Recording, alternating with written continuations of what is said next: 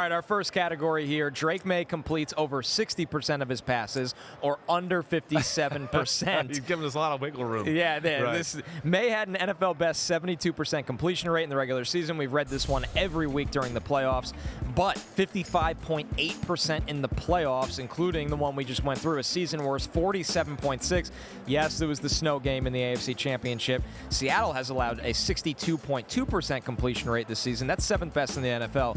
Chris, I'm not going to get away from what's worked for us week after week. I'm still going to take the under. Yeah, this one's a tough one. And, you know, they were so good all year, like you talked about, and so efficient. And I think a lot of that was because of the running game and the patience there, too, right? And the opportunities that opened up in the passing game. You know, I also, there's a part of me that, hey, it's 2 weeks. Right? Josh McDaniels is going to find some easy completions. I don't think Drake Maye has been on his total A game, as we've discussed a lot here in the playoffs. But there also is the aspect, I'm just going to say it one more time. I mean, that Chargers secondary is real. The Houston Texans defense, I got to say this one more time.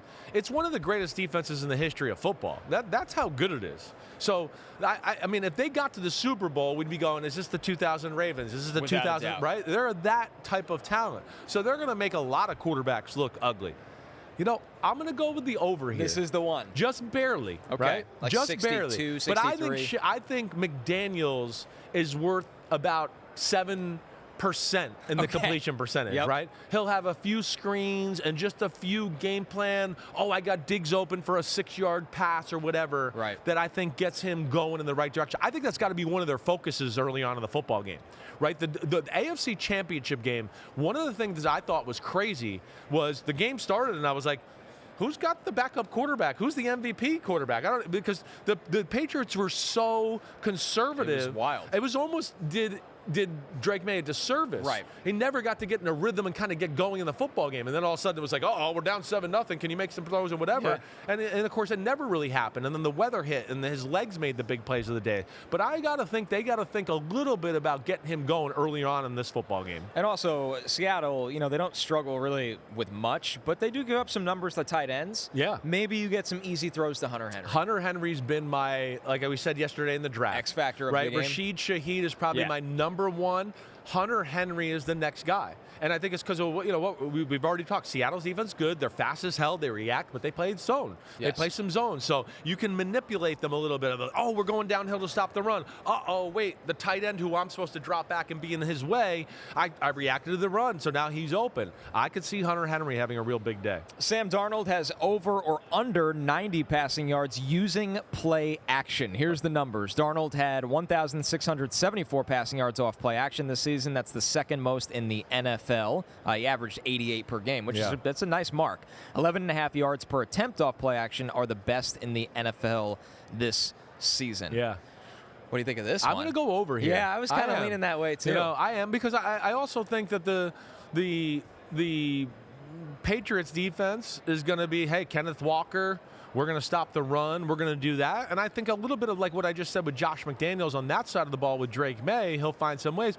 I think Clint Kubiak will have some game plan plays here as far as play action, and they'll live in that mode a good amount, I would think, early on in the football game. It feels like it's kind of the meat and potatoes of what Kubiak wants to do. Yes. Right, so don't get away from what got you there. No, I mean, that's the where whole point. It's Shanahan and McVay-ish. That's where it's great. And then his ability to where we've seen in the playoffs be a little more patient with the run, because we got to the end of the regular season a few times and we came in on Mondays and stuff and go, they could have ran the ball more, really, right? Even week 18 against the 49ers, 11 rushes for 100 yards, right? Where you're going, damn, every time they ran the ball, there was a huge hole. I think they should have ran it more in that game. I think they have gotten to that.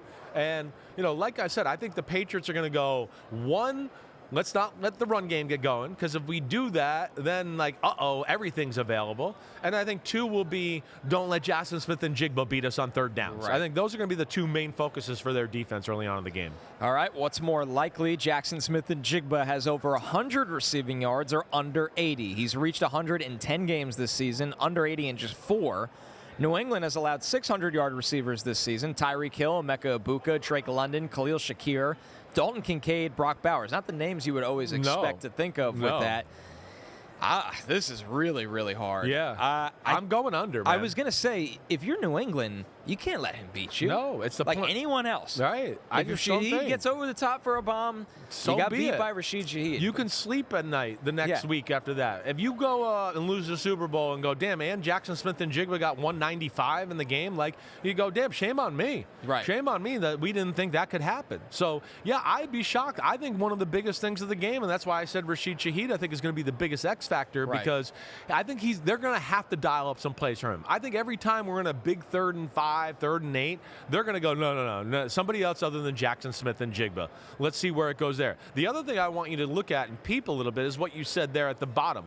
New England has allowed 600-yard receivers. Man, none of those are really recent. Those are all early in the year type of guys, right? Maybe the Khalil Shakir happened late when the Buffalo beat them late in the year. Right. But like, for the most part, the second half of the season, I don't remember too many receivers going off, and that kind of backs that up right Christian Gonzalez missed all the summer and the start of the season. That's right. That's kind of a big correlation kind of there. A big deal. When healthy Christian Gonzalez, you're going to limit the receiving options. So what's more likely, the Seattle defense has more takeaways than New England, or the other way around? Seattle's 6th in takeaways in the regular season, 5 giveaways in 3 playoff games. New England's tied for 19th.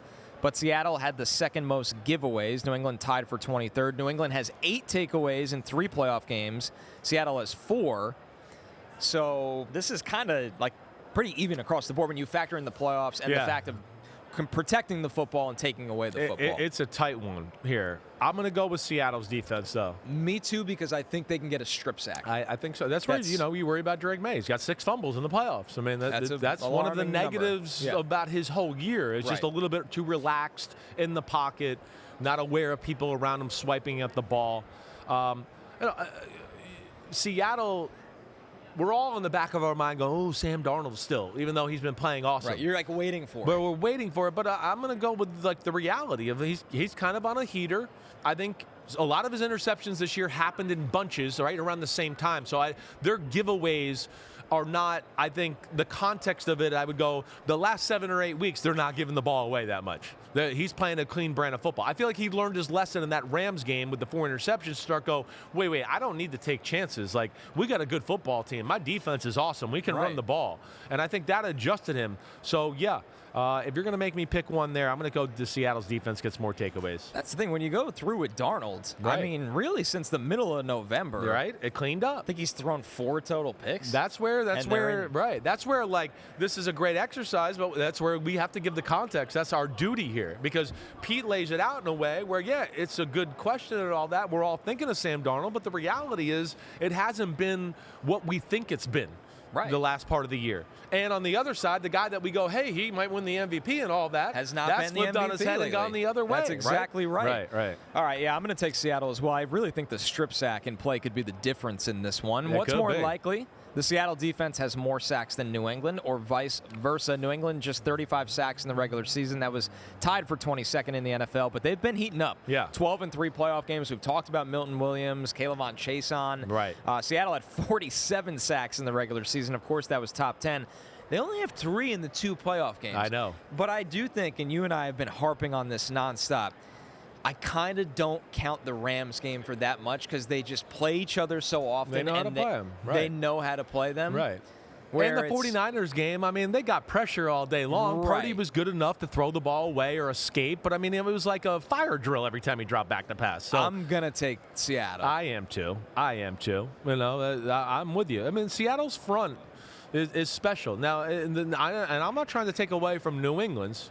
I'm not, because it's damn good. I mean, Milton Williams and Barrymore, like we talked about, I mean, they're a force of nature. They're going to cause some issues. But I think the big thing is Darnold gets the ball out of his hands really quick for the most part. And Drake Maye holds the ball a little bit, and we have Will Campbell. And both of those things, I think, combined, that's why I lean for the Seahawks to have more sacks. Yeah, and I think also, to be fair here, John Schneider's been building that Seattle front much longer than the Vrabel crew came. You know what I mean? Definitely. Like they went out and paid Milton Williams in free agency, and then the rest of it's like, hey, let's patch this together for this year. Yeah. They got to get more of their pass rushers over time. So it's not surprising to see Seattle where they are right now as a front. Exactly right. I mean, Seattle, Seattle, like we discussed yesterday, Seattle's got the more talented team. Yeah. But not by so much that you go one turnover or one great situational call by Mike Vrabel and this doesn't get flipped on his head and you go, oh no, whoa, New England's winning by 3 late in the fourth quarter, right?